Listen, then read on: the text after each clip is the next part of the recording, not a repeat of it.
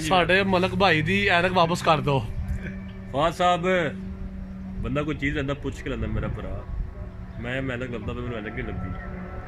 ਮਿਹਰਬਾਨੀ ਕਰ ਐਨਕ ਸ਼ਾਮੀ ਦੁਕਾਨ ਤੇ ਪਹੁੰਚਾ ਕੇ ਜਾ।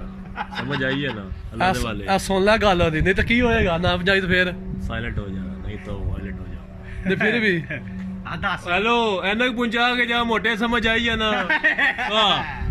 और धीमा पीछे तक ना मेरा भरा धीमे ने ऑर्डर करना ने फड़का देना है। किस तरह धीमा जी?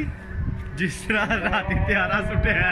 हाँ जी मोटे एनक दे के जा यार को लादी चाहिए थी मेरे का खराब हुई तक छोटा पे गया ये चेक कर लखा नहीं खुलदी मैं चेक कर। हाँ जी ओए एनक बजा जा, गरीब बंदा मस्कीन बंदा ओने ना मैं एनक बड़ी ओने अगे ओरे कैन चोरी चुकी ही एनक मोटे नहीं मोले ले ही मेरे सामने मैं धुआं आया यार। ਕਿਹੜੀ ਮੁੱਲ ਲਈ ਉਹਨੇ? मोले मैं सामने बनांदा जी 50 दिरहम दी एनक की मैं 50 ਦਿਰਹਮ ਦੇ ਐਨਕ ਸਟicker ਲਾ ਕੇ 10 ਦਾ ਸਟicker ਲਾ ਹੜਿਆ ਉੱਤੇ। एनक जरा कसी ने ਉਹਦੇ ਰੇਟ ਵੀ ਨਾ ਆਈ ਹੋਵੇ।